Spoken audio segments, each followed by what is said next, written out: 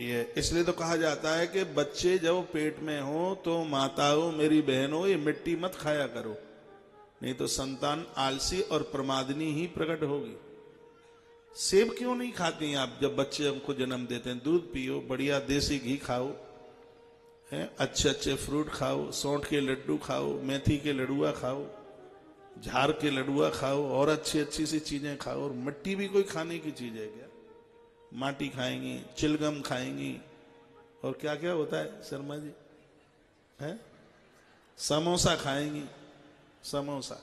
एक सासू ने कहा बेटी 2-3 महीना के बाद में देख तू बच्चे को जन्म देगी और तू कमजोर हो रही है, तो हमने गामते भैंस को घी मंगा हुए जा मैंने पाक बनाए ले, नक जा में छुआरे और गिदी और बादाम जिसके डाल डूल के ने कचू लडुआ से बनाए ले।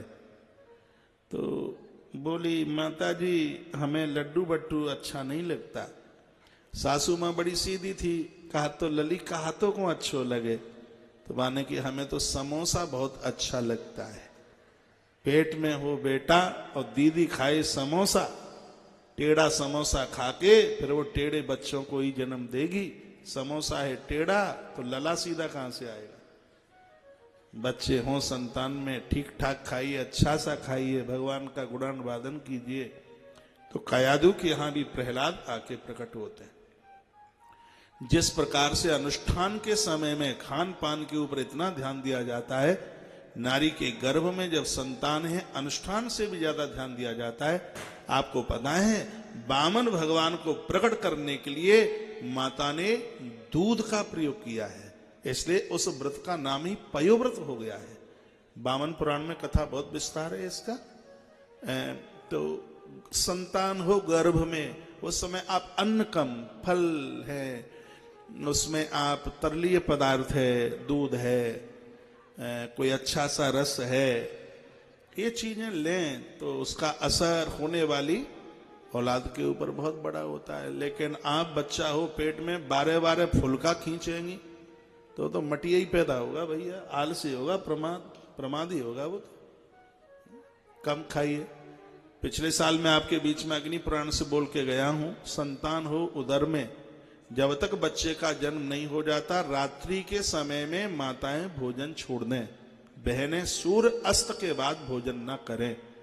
बालक आलसी नहीं होगा, बालक प्रमादी नहीं होगा। रात्रि को मुक्त केशों से, खुले केशों से न सोएं, पामों को गीला करके न सोएं, ये सबको बोला गया है। जो रात्रि को बिस्तर पर पहुंचते हैं तो रात्रि को बिस्तर पर पहुंचते समय आपने पाम धोए भी हैं तो उनको ठीक से पोंछ लीजिए। जुराब पहन करके ना सोए, नहीं तो उससे आपका ब्लड प्रेशर ऊपर जाएगा, काफी ऊपर जाएगा। कुछ चीजें हैं सोने के लिए भी। यदि आप पूर्व की तरफ मस्तिष्क करके पश्चिम की तरफ अपने पाम करके सोते हैं तो निश्चित मानिए उसमें बहुत आयु, दीर्घकालीन उसकी आयु बढ़ेगी। और दक्षिण को पाम करके जो लोग सोते हैं, मृत्यु भी हो जाए तो संशय न मानना। निवेदन यह किया है कि दक्षिण को मस्तिष्क और उत्तर को पाम हो वह व्यक्ति बुद्धिमान होता है। ये वास्तु भी मान गया है इस बात के लिए। तो कुछ चीजें मैं निवेदन तो ये कह रहा था कि बच्चे जब पेट में होते हैं तो माताओं की अलग चलती है उस बात के लिए कि थोड़ी सी कहीं मिट्टी की कंकड़ी खाने को मिल जाए। उनको वो नशा, आजकल माताओं में भी इतना नशा बढ़ रहा है कि ये नशे वाला वो करती हैं क्या, नशा वाला मंजन। और पता नहीं मैं कहा किस घर में था, कहीं किसी छोटे से कस्बे में कथा हो रही थी। कथा में मुझे 1 बजे जाना था। सो मैंने देखा कि माता तो नहा धो करके तैयार है, थोड़ी देर पहले मैंने उसको जीमते भी देखा। लेकिन अब ये समय ये दांत क्यों मांज रही है?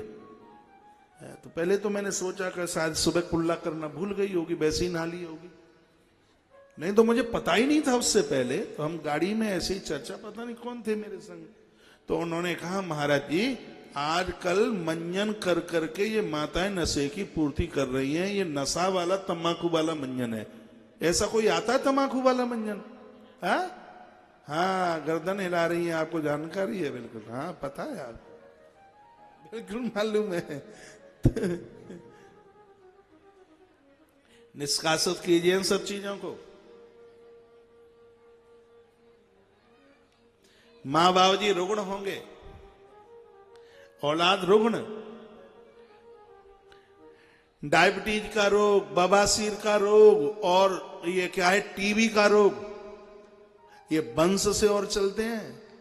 दादाजी को है, दादाजी के पिताजी को है, मम्मी पापा को है, तो सब वर्ग करके आ जाएंगे। ये ऐसी बीमारियां हैं।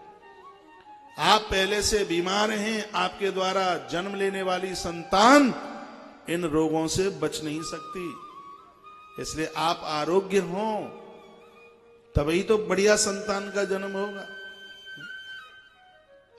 हमने गौशाला की भूमि में जुलाई में कुछ बाजरा बोया। मैं उज्जैन में था, मेरे पास टेलीफोन आया और कहा कि इस समय वो बाजरे का कुछ बढ़िया सा बीज, और वो कम समय में, और उसकी पैदावार बहुत ज्यादा है, तो यदि वे खरीद करके डाल दें। तो मेरे दिमाग में बात आई, बढ़िया बाजरा है तभी वो बढ़िया बाजरा को जन्म देता है, तो बढ़िया माता पिता हैं तभी वो अच्छे बच्चों को जन्म दे सकते हैं। माता पिता ही घटिया स्थिति के हो गए होंगे तो ठीक से औलाद कहां से चल करके आएगी। मुझे बड़ा अचंभा होता है, और ये सुनी सुनाई बात नहीं है, तो मेरी देखी हुई बात है। मैंने 7 साल के बच्चे को डायबिटीज देखी, मैं बड़ा हैरान था। मैंने उसका पता लगाया कि इस बच्चे को 7 वर्ष की उम्र में मधुमेह क्यों है, तब पता चला कि उसके मम्मी और पापा दोनों शुगर से ग्रसित हैं, उनको ये परेशानी है, इसलिए इस बच्चे को ये ऐसा हो गया। तो आप अपने स्वास्थ्य को, अगली पीढ़ी को, बढ़िया पीढ़ी को तो आप जन्म तब दे पाएंगे जब आपके पास स्वास्थ्य बढ़िया होगा। ये ऊट पटांग मत खाया करो। बड़े बड़े शहरों में संडे को घर में चूल्हा नहीं जलता। अग्नि पुराण में लिखा है कि देवता रुष्ट होते हैं जिसके घर में चूल्हा नहीं जलता है। भले ही झरा निमंत्रण आया हो कहीं से, लेकिन चूल्हा आपको जलाना पड़ेगा भगवान का भोग लगाने के लिए। घर के प्रसाद में जो आनंद है वो कहां मिलेगा। घर की चीजें खाने की आदत डालिए।